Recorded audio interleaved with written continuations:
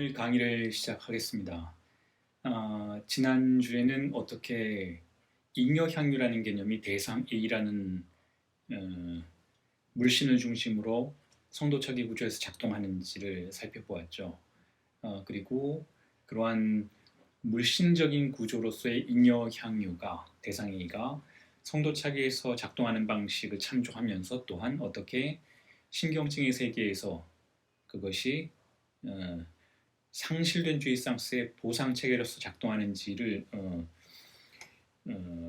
살펴보았습니다. 비교하면서 살펴보았습니다. 그리고 그걸 설명하면서 제가 역사적인 과정 속에서는 결국 아즈텍의 인신공양 문명과 같은 것이 살아있는 대타자를 가정하는 송도착적 구조에 가깝다라고 말씀을 드렸고, 그 이후에 우리가 흔히 구약의 아브라함의 신화 속에서 발견할 수 있는 인신공양에서 가축의 공양으로 가축의 제물로서 제물의 대상 A의 좌표가 전도되는 과정 속에서 어떻게 문명이 결여의 대타자의 세계로, 빗금친 대타자의 세계로, 즉 죽은 신의 세계로 진입하는지에 대한 설명을 했었습니다. 자, 그리고 나서 오늘 덧붙이고자 하는 내용은 여전히 이어지는 내용입니다만, 오늘 덧붙이고자 하는 내용은 그렇게 바로 이 죽은 대타자가 결국은, 죽은 신이 결국은 거세된 아버지라는 그와 같은 개념과 연결되는 것이라는 그 지점이죠. 거세된 아버지라는 개념. 거세된 아버지가 결국은 어떻게 대타자 상징계의 세계를, 신경증의 세계를 초래하도록 만드는지, 또한 그것이 어떻게 히스테리적 주체에게는 작동하고 있는지, 그런 부분들을 살펴보고자 합니다.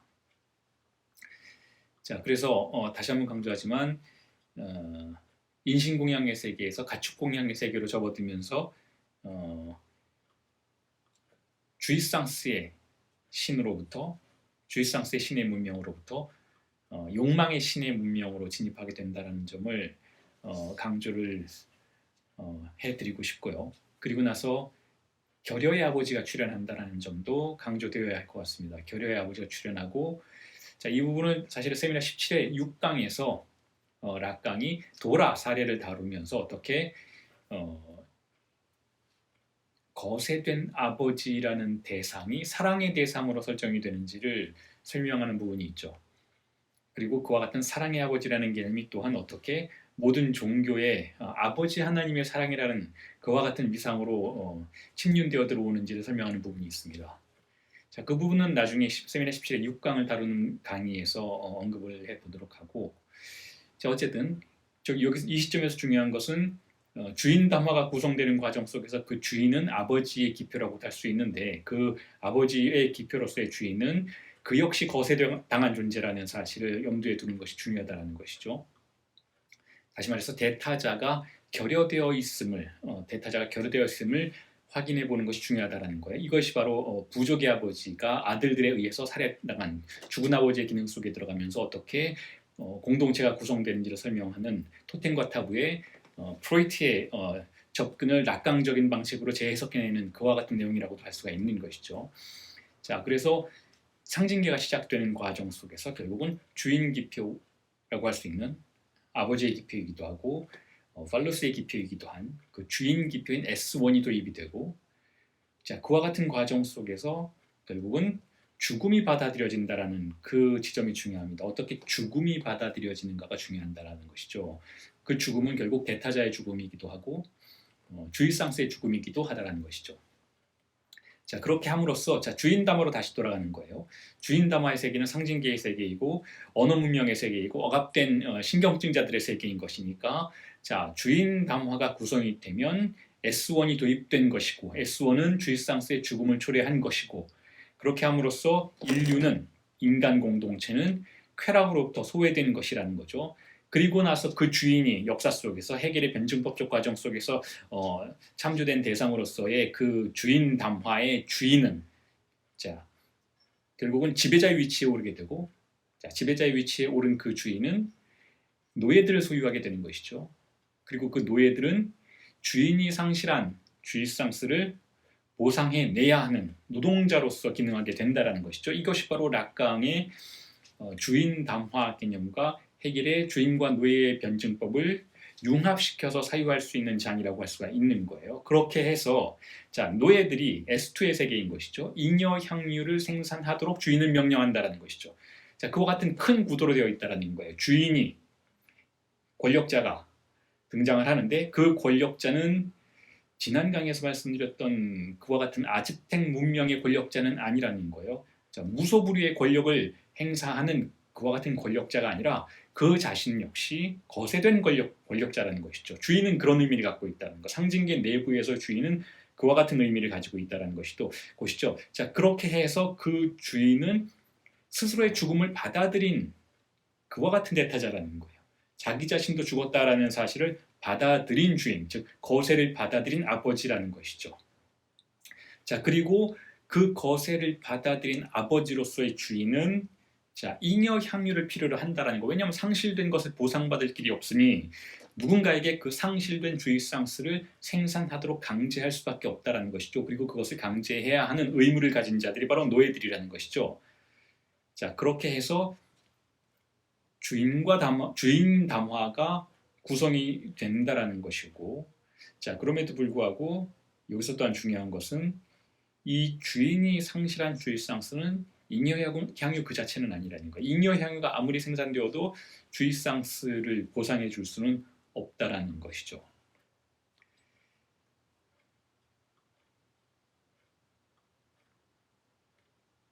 자, 이걸 조금 더 자세하게 설명을 해보자면 어떤 역사적인 절차와 과정 속에서 은유를 해보자면 해겔이 변증법을 구성하는 과정 속에서 주인과 노예를 어떻게 다루는지를 참조하는 방식으로 설명을 해보자면 자, 이렇다라는 것입니다. 자, 고대 노예 사회에서 주인이 어떻게 주이상스를 향유하는지를 관찰해 보세요. 고대 노예 사회에서 주인은 마치 모든 것을 가진 사람처럼 겉보기에는 그렇게 보이는 것이죠. 그러나 사실에 있어서 주인은 사실은 주이상스를 갖지 못한다라고 할 수가 있어요. 모든 걸 왕국을 소유한 왕이기는 하지만 주인이 그와 같은 위상을 차지한 것이기는 하지만 그 자신 역시 거세된 존재라는 것을 간파당하게 되는 것이죠. 다시 말해서 주인은 죽음으로부터 도망가지 않았다라는 의미에서 죽음이 되었지만 죽음으로부터 도망가지 않았다라는 것은 죽음의 위협에 자신을 노출시켰다라는 것이잖아요. 그리고 그와 같은 죽음의 위협에 자신을 노출시켰다라는 것은 결국 무기를 가지고 죽음과 맞섰다라는 것이기도 하고, 자, 그와 같은 과정 속에서 주인은 왕국을 소유하게 되었죠. 무기를 소유하고 전쟁을 수행하고 그 전쟁의 와중 속에서 도망가지 않았고 그렇게 함으로써 죽음의 공포로부터 도망가지 않았다라는 그 사실 때문에 결국은 왕은 궁극의 폭력, 즉 살인의 권력을 갖게 되었던 것이잖아요. 누구든 죽일 수 있는, 왜냐하면 죽음에 맞서 싸웠기 때문에 누구든 자신의 법을 지키지 않는 자는 죽일 수도 있는 그와 같은 법의 소유자가 되었던 것이죠. 자, 그러나 우리가 그 왕국의 구조를 가장 가까이서 살펴보게 된다면 사실상 그 주인 역시 자신이 설정한 법에, 자신이 구성해낸 법을 따라야 하는 존재였다라는 사실을 알 수가 있어요. 주인 역시 그 법으로부터 예외적인 존재는 아니었다라는 것이죠. 오히려 그 주인은 가장 그 주이상스의 죽음에 가까운 위치에서 법의 실행을 통해서 주이상스가 전혀 존재하지 않는 세계를 살아가고 있다는 것을 스스로 증명해내어야 했었다라는 것이죠. 그래서 우리가 고대 왕국들을 이렇게 관찰해 본다면 왕들이 진정으로 하는 일은 전쟁을 수행하는 것 외에는 왕들이 하는 일이란 바로 법의 제정과 재래의식의 실천이라는 것을 알 수가 있어요. 그러니까 왕들이 하는 일은 노동이 아니라는 것이죠. 노동에는 관심이 없었다라는 거예요. 자본주의 시절 이전에 봉건사회와 고대 왕국들을 관찰해 본다면 왕국에서 왕이 수행하는 역할은 노동이 아니었다라는 것, 어떤 실질적인 생산물들을, 즉 잉여 향유를 생산하는 것이 아니라 재래의식이었다라는 것이죠. 제사를 지내는 것이었다라는 거예요. 왕들은 그와 같은 역할을 수행했었다라는 것이죠. 왜냐하면 바로 이 재래의식이라는 것이 무엇에 대한 재래의식인가 하면 바로 우리 모두가 상실한 주일상스를 애도하는 재래의식이었을 수 있기 때문에 그렇다라는 거예요.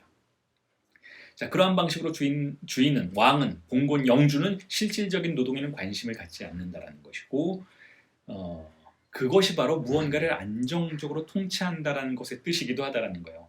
다시 말해서 주인이, 왕이, 봉건, 영주가 지켜내야 하는 그 적은, 자신의 왕을 그로부터 지켜내야 하는 대상으로서의 적은 무엇인가 하면 바로 큰 사물이었다라는 거예요. 큰 사물, 카오스였다라는 것이죠. 혹은 어머니의 주이상스였다라는 거예요. 봉건 영주가 지켜내야 하는 것은 그렇게 주이상스의 침노였다는 것이죠. 주이상스가 침노하는 것을, 카오스가 침노하는 것을, 다시 말해서 모두가 쾌락을 즐길 수 있는 사태가 초래되는 것으로부터 왕국을 지켜내야 했다는 것이죠. 왕국을 어떠한 방식으로 지켜내야 하는 것인가 하면 왕국을 핍진한 상태로 유지하도록 하면서 지켜내야 한다는 것이죠. 왕국 안으로 큰 사물이 들어오지 못하도록 하는 것이 아주 중요한 역할이라는 거예요. 그래서 법을 제정한다는 것이죠. 법을 제정한다는 것은 왕국 내에서 그 누구도 위반하지 못하도록, 그 누구도 카오스에 접근하지 못하도록, 그 누구도 큰 사물에 접근하지 못하도록 하는 그와 같은 역할을 법이 부여받았다는 거예요. 법. 그 법의 제정자인 왕 역시 그 법을 지켜야 하는 것이고, 그래서 그토록 그 왕국이 흔들리거나 왕국이 혹은 번성할 때에는 그 왕국의 적장자가 누구인지, 왕의 세습의 절차가 얼마나 잘 지켜졌는지, 왕 스스로가 하늘의 뜻을 얼마나 잘 따랐는지, 이와 같은 법에 관련된 부분이 가장 먼저 그 왕 스스로에게 강제되는 의무로서 제시되었었다라는 것이죠. 자, 그렇게 해서 왕국은 주이상스가 상실된 장소로 설정이 되면 설정이 될수록 안정된 영토로서 간주될 수 있게 되는 그러한 사태들이 발생한다는 거예요. 자, 그래서 주인은, 여기서 제가 다시 한번 간단하게 강조하고 싶은 것은 이렇습니다. 주인은, 즉 주인담화에서의 주인은, 혹은 상징계의 시작점에서 상징계를 지배하는 그 주인 기표는 그 스스로 역시 거세된 존재였다라는 것을 인정해야 한다는 거예요. 죽음이 그와 함께 있었다라는 것이죠. 주인이 가장 먼저 그러한 죽음을 체현했다라는 거예요. 주인은 쾌락이 그곳에 존재하지 않는다라는 사실에 대한 현현물이라는 것이죠. 주인이 모범을 보여야 한다라는 거예요. 통제되지 않은 쾌락이 침노하는 것을 막아내야 한다는 거죠. 그 우선 먼저 그 자신이 솔선수범해야 한다는 것이죠. 그런 다음 노예들이 그것을 따르도록 할 수 있게 된다는 거예요. 여기서 노예라는 것은 뭐 그리스 시대의 진정한 그 노예들을 이야기할 수도 있겠지만, 어쨌든 주인을 따르고 지배받는 신민들 모두를 노예의 위치에 놓을 수가 있는 것이죠. 왕을 따르는 신민들, 백성들 모두 노예의 위치에 있다는 거예요. 왕이 시키는 대로 해야 하니까. 그 어느 것도 노예들의 소유는 아닌 것이니까. 모두가 다 왕의 소유이고 국가의 소유인 것이죠. 그래서 노예들은, 신민들은 왕을 주목하고, 왕이 존경할 만한 존재인지 아닌지, 얼마나 법을 잘 지키는 존재인지 아닌지를 관찰한 뒤에 스스로 역시 그와 같은 법 안으로 들어가서 주의상스를 상실당한 채 살아갈 수 있게 된다는 것인데, 자, 그런데 이와 같은 왕국의 지배가 결국은 상징계의 영토의 본 모습이기도 하다는 거예요. 상징계는 사막과 같은 곳이라는 거죠. 상징계는 죽음의 왕국이라는 것이죠. 첫 번째 죽음이기도 한 그 죽음의 왕국이라는 것이죠. 누구도 이처럼 주이상스가 상실된 이와 같은 사태를 거부할 수는 없다라는 거. 거부할 수는 없다는 거죠. 그럼에도 불구하고 모두가 이 상징계 내부에 살아갈 때에는 무언가 보상을 요구하게 된다는 거죠. 그 보상의 요구가 바로 노예들이 생산해내는 잉여 향유의 형태로 출현하게 된다는 거죠. 그것이 바로 보상물로서의 쾌락이라는 것이죠. 자, 그런 의미에서 상징 내의 영토에서 혹은 주인담화 내부에서 그 누구도 쾌락을 즐기고 있지 않다라는 의미에서 그 누구도 주일상수의 소유자가 아니다라는 의미에서 특히 주인 담화의 지배자는 주인은 라칸 세미나 16에서 이런 표현을 쓰죠. 속고 있는 얼간이에 가깝다라는 표현을 써요. 주인 역시 속고 있다라는 거예요. 무언가에 속고 있다라는 것이죠. 자신에게 주일상수가 존재하지 않는다라는 사실에 속고 있다라는 것이죠. 자, 그래서 또한 라깡이 이 주인 담화의 구조 속에서 주인의 위상을 설명하면서 방금 말씀드렸던 것처럼 속고 있는 얼간이에 가깝다라는 표현을 세미나 16에 1968년 11월 13일의 세미나에서 언급했던 일이 있고, 그리고 나서 또한 1970년 2월 11일에는 어떤 표현을 쓰는가 하면, 그렇다면 이들에게 주어지는 보상은 무엇인가에 대해서 설명을 다음과 같이 하고 있습니다. 그걸 제가 읽어드리고 해석을 해드리겠습니다. 라깡 이렇게 얘기해요. Ils se contentaient de cette petite dîme d'un plus de jouir, dont après tout rien n'indique que l'esclave fut en lui-même malheureux de le donner. malheureux de le donner. 자, 해석하면 이렇습니다. 주인, 그는 잉여향유라는 이 작은 11조에 만족하는데요. 무엇보다 그것을 상납하는 노예들이 불행하리라는 증표는 어디에도 없습니다. 자, 이게 1970년 2월 11일 강의에서의 언급이었어요. 자, 이걸 해석을 하면 이렇죠. 뭐 사실 해석할 필요도 없이 여기서 뿌띠딤이라고 하는 표현은 11조, 교회에서 헌금 낼 때 10분의 1을 내는 것이잖아요. 그게 11조잖아요. 아주 작은 분량이죠. 10개에 비하면 하나는 작은 것이죠. 근데 잉여향유가 바로 그와 같이 11조와 같이 뿌띠딤과 같이 일부분이라는 거예요. 결코 상실된 주일상수를 다 보상해 줄 수 있는 그것은 아니라는 것이죠. 자, 그걸 착복한다고 해서 행복해질 것 같지도 않고 주인이 행복하지 못하죠. 아주 많은 걸 잃어버린 뒤에 보상을 요구했지만 아주 작은 것밖에 취하지 못했으니까. 그리고 노예들은 그걸 갖다 바치는데 그렇게 불행해 보이지도 않는다라는 것이죠. 왜냐하면 진정으로 불행한 것은 누군가 하면 오히려 주인이니까. 주인은 항상 죽음과 마주해야 하는 존재인 것이니까. 그래서 그는 가장 먼저 소외되었고, 그리고 가장 오래도록 죽음 속에 갇혀 있다라는 그런 방식으로 이해해 볼 수가 있어요. 주인은, 아버지는, 거세된 자는 그런 결핍 속에 들어가 있다라는 것이죠. 자, 그렇기 때문에 또한 보상의 요구가 더욱더 커지는 것이죠. 그렇기 때문에 더욱더 자기 자신이 상실했다라는 감각이 더욱더 강조되는 것이죠. 자, 그러한 방식으로 주인은 법의 대변자인 동시에 또한 강하게 요구하는 자이고, 그래서 보상을 통해서 많은 것을 착복하려는 자이고, 그럼에도 불구하고 결코 많은 것을 얻게 되지 못하는 자라고 설명을 해볼 수가 있다는 거예요. 자, 그런데 중요한 것은 이 모든 과정 속에서 자, 잉여향유라는 개념은 결코 세미나 7 즈음에서 언급되던 그 위반의 주의상스는 아니라는 것이 중요합니다. 잉여향유는 위반의 주의상스가 아니라는 거예요. 잉여향유는 무엇인가 하면 라깡이 다음과 같이 말하고 있는데 그걸 제가 읽어드릴게요. 자, 이렇게 이야기를 하고 있어요. 자, 잉여향유란 무엇인가? Le rapport à la jouissance s'accentue soudain de cette fonction encore virtuelle qui s'appelle celle du désir. Aussi bien est-ce pour cette raison que j'articule plus de jouir. Ce qui ici apparaît est que je ne l'articule pas d'un forçage ou d'une transgression. Ce faufilet n'est pas transgressé. 자, 이게 1969년 11월 26일에 진행된 세미나였던 것인데요. 자, 이걸 해석을 하면 이렇습니다. 주의상스와의 관계는 le rapport à la jouissance, 갑작스레 욕망이라 부르는 더욱 가상적인 기능으로 강조됩니다. 자, 결국 이런 이유 때문에 나는 잉여향유의 출현을 규정하고 있는데요. 자, 그것은 강압이나 위반으로서가 아니라는 것입니다. 여기 중요하죠. 그것은 강압이나 위반, 폭사주나 트랑스레시옹, 위반이 아니라는 거예요. 자, 여기서 주의상스에 접근하는 그러한 방편은 어떤 위법성이 아니라는 것이죠. 어떤 폭력성이 아니라는 거예요. 그럼 뭐냐? 스포필레, 슬쩍 끼어드는 것은 위반하는 것이 아니니까요. 그러니까 잉여향유는 슬쩍 끼어드는 것이라고 지금 라깡은 표현하고 있어요. 슬쩍 끼어든다. 그러니까 위반까지는 안 간다라는 거예요. 잉여향유라는 것은 우리가 상실한 것을 다시 되찾기 위한 어떤 보상의 체계 속에서 향유되는 것인데 그건 그냥 슬쩍 끼어드는 수준으로 향유되는 것이다라는 거죠.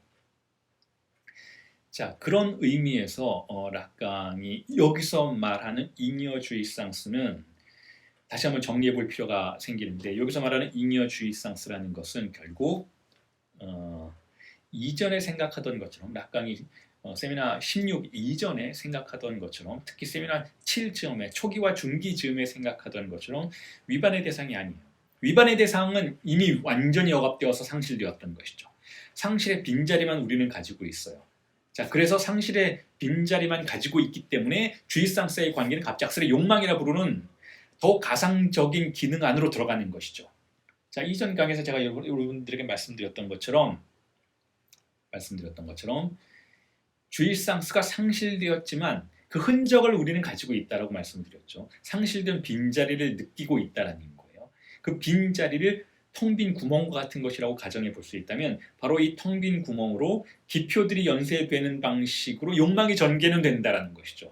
하지만 욕망의 전개 속에서 쾌락이 만족되지는 않아요. 욕망의 전개는 쾌락과 무관한 것이죠. 욕망의 전개는 기표의 연쇄 그리고 우리를 추동시키는 그와 같은 상징계 내부의 동력으로 작동하는 것이지만 쾌락의 향유는 아니라는 거예요. 욕망은. 그렇다면 쾌락의 향유는 어떻게 일어나는가?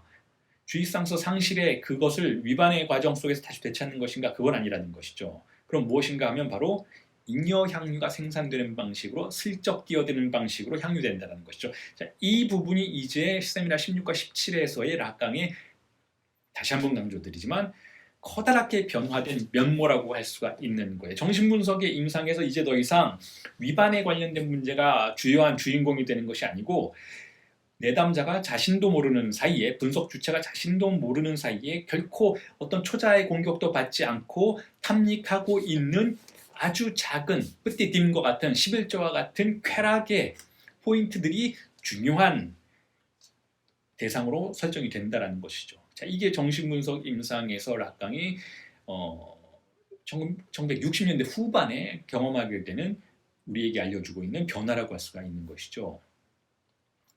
자, 그렇게 해서 잉여 향유의 대상 A는 이제 더 이상 위반이나 어떤 폭력성의 대상 A가 아니고 주의상스의 상실에서 우리가 느끼게 되는 보상의 요구 속에서 거의 합법적으로 탐닉되는 우리가 알지 못하는 사이에 탐닉되는 자, 그와 같은 슬쩍 끼어드는 쾌락의 대상이 된다라는 것이죠. 자, 그래서 이 부분을 또한 같은 날 강의에서 1969년 11월 26일 같은 날 강의에서 락강이 다시 한번 해석을 덧붙이죠. 뭐라고 하는가 하면 voir une porte entrouverte ce n'est pas la franchir 이렇게 표현하고 있어요. 살짝 열린 문틈으로 보는 것은 문지방을 넘어서는 것이 아닙니다. 위반이 아니라는 거예요. 슬쩍슬쩍 보는 것은 문지방을 넘어서 선을 넘는 행위가 아니라는 것이죠. 잉여 향유는 슬쩍 보는 행위라는 것이죠. 혹은 자, 이걸 설명하기 위해서 또 이렇게도 언급을 해요. 같은 날 강의에서 역시 락강이 말하고 있는 부분을 다시 읽어드리면 이렇습니다. Ce n'est pas ici transgression, mais bien plutôt irruption, chute dans le champ de quelque chose qui est de l'ordre de la jouissance, un boni. 이렇게 표현을 하죠. 해석하면 이렇죠. 여기서 그것은 위반이 아니고 그보다는 침수이고 또는 장 속으로의 유출입니다. 그러니까 침수, irruption이죠. 그리고 유출, chute인 것이죠. dans 장 속으로의 유출입니다. 그리고 이것은 주의상스의 질서에 속하는 어떤 것으로서 자, 주의상스의 질서에 속하기는 속한다라는 거예요. 우리가 상실한 그 큰 사물은 아니지만 여전히 욕망은 아닌 것이고 또한 그러니까 주의상스의 어떤 질서에 속하는 것이긴 한데 즉 쾌락의 질서에 속하는 것이기는 한데 그것은 일종의 보너스와 같은 것입니다 라고 이야기를 하고 있어요. 보니라고 표현을 하죠. 자, 계속해서 지금 제가 읽어드리고 있는 락강의 이와 같은 인용문들은 계속 지속적으로 여러분들에게 제가 지금 강조해드리고는 있지만 락강 정신분석의 임상이 어떻게 프로이트로부터 멀어지고 있고 어떻게 자신만의 고유한 새로운 영역으로 들어서고 있는지를 보여주는 인용문들이라는 것이죠. 아주 중요하다라는 거예요. 그리고 이게 실제로 정신분석 임상에서 오늘날에도 임상의 목표와 임상의 대상, 분석의 대상을 설정하는데 아주 중요한 변수로서 작용할 수 있는 문장들이라는 것이죠. 다시 말해서 누군가가 주의상스로 인해서 흔들리고 있다면, 자, 그것은 어떤 위반의 주의상스에 대한 탐닉이기보다는 이제는 다른 곳에서 어떤 원인이 작용하고 있지는 않을까라는 생각을 해볼 수가 있는데, 그 다른 곳이 어디인가 하면 바로 위반이 아니라 무언가가 슬금슬금 새어나가는, 자신도 모르게 새어나가는 주의상수의 유출의 장소라는 것이죠. 일종의 보너스와 같이 주어진 무언가를 내담자가, 분석 주체가 죄책감 없이 탐닉하는 그러한 부분들이 분명히 존재한다는 것이고, 그러한 부분들이 바로 이 분석 주체의, 이 내담자의 정체성을 구성하는 아주 강력한 토대로서 규정될 수 있다는 거예요.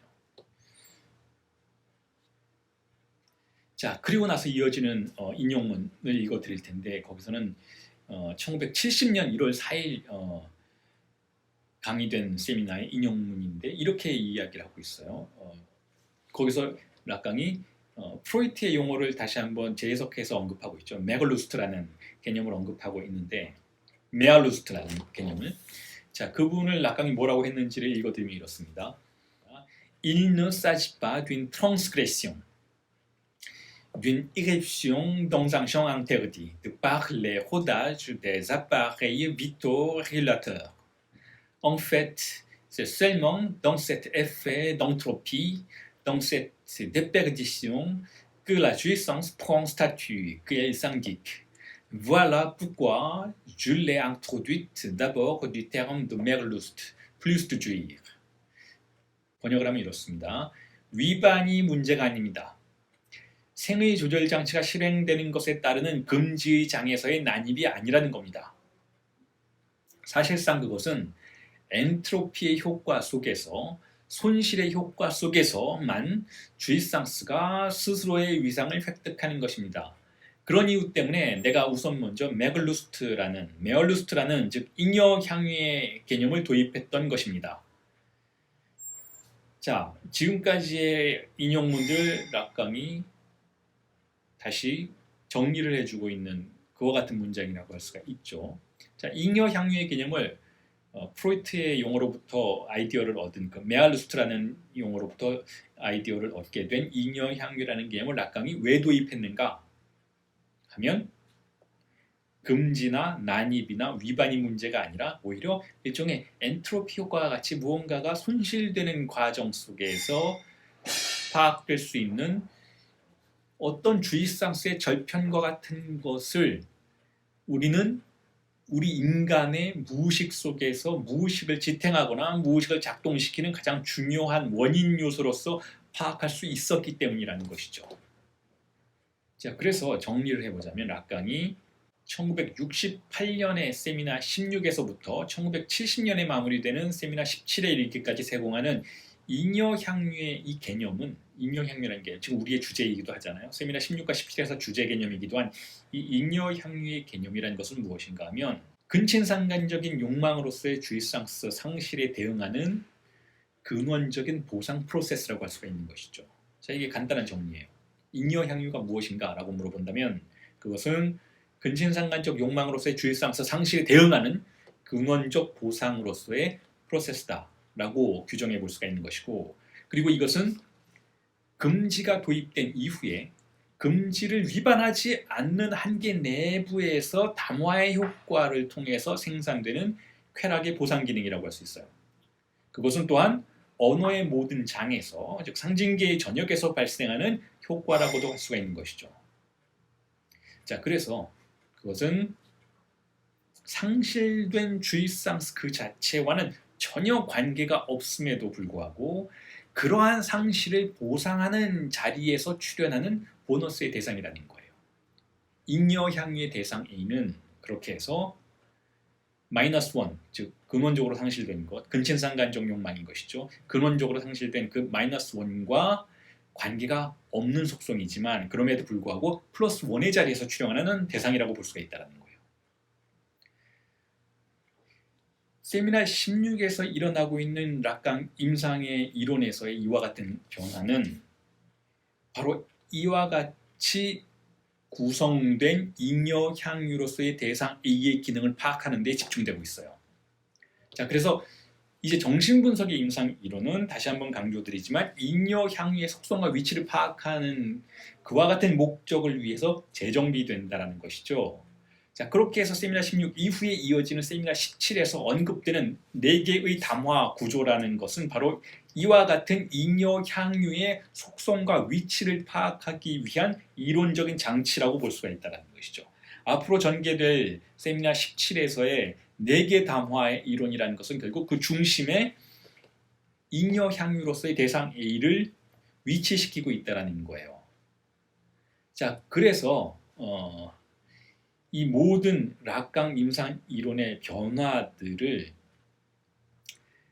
어떻게 락강 스스로는 소개하고 있는지 제가 그 부분의 인용문을 읽어드림으로써 지금까지의 강의 수업을 오늘의 강의 수업을 정리를 해볼 수 있을 거라고 생각이 들어요. 자, 지금 읽어드리는 이 문장에 대한 해석을 마지막으로 오늘 강의를 정리를 해보겠습니다. 자, 이렇습니다. C'est bien pourquoi ce qui intéresse dans l'investigation analytique, c'est de savoir comment, en suppléance de l'interdit de la jouissance phallique, est apporté quelque chose dont nous avons défini l'origine de toute autre chose que de la jouissance phallique, celle qui est située et, si l'on peut dire, quadrillée de la fonction de plus de jouir. 자, 해석을 하면 이렇습니다. 그런 이유로 분석의 탐사에서 정신분석의 모든 탐사의 과정 속에서 관심의 대상이 되는 것은 팔루스적 주의상스의 금지에 대한 보충이지만, 자, 그러나 팔루스적 주의상스는 아닌 것으로서의 모든 것의 기원으로 우리가 규정하는 구획지어진 잉여 향유의 기능을 하는 무언가가 어떻게 도래하게 되는가입니다. 라고 락강은 세미나 17의 5번째 강의에서 언급을 하고 있죠. 자, 여기서 지금까지 언급되지 않았던 단어 하나가 등장하는데 그게 무엇인가 하면 팔루스라는 단어죠. 팔루스적 주의상스. 왜 잉여 향유를 설명하는데 팔루스적 주의상스를 언급하고 있는가에 대한 해명이 필요할 텐데, 자, 이렇게 여러분들에게 설명을 드려볼 수 있을 것 같아요.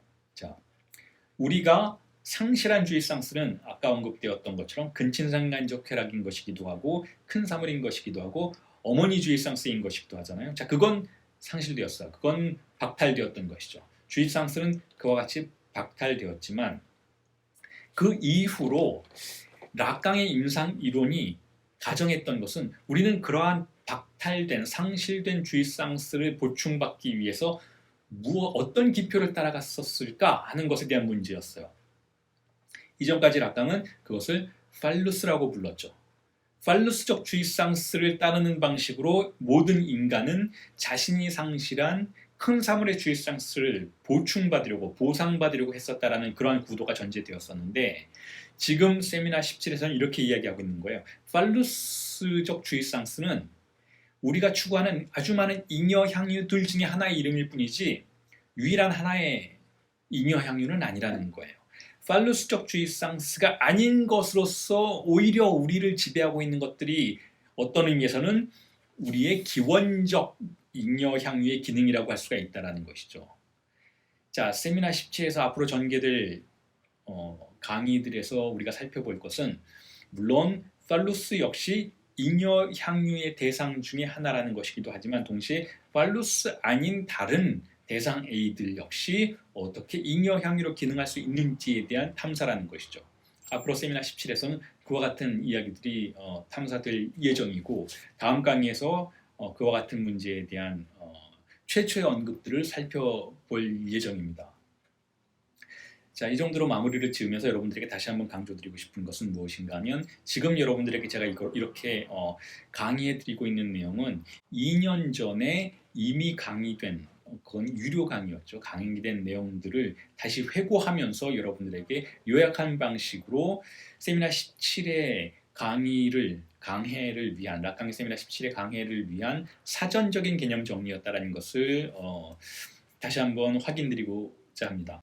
앞으로 강의될 내용 역시 제가 이렇게 2년 전에 강의된 내용들을 회고하는 방식으로 세미나 17의 본론적인 내용들을 정리하는 그러한 방식이 될 거라고 할 수 있습니다. 그러면 다음 강의에서는 세미나 17의 1강 부분을 다시 한번 여러분들에게 회고해 드리는 강의를 진행해 보도록 하겠습니다. 오늘은 여기까지 하겠습니다.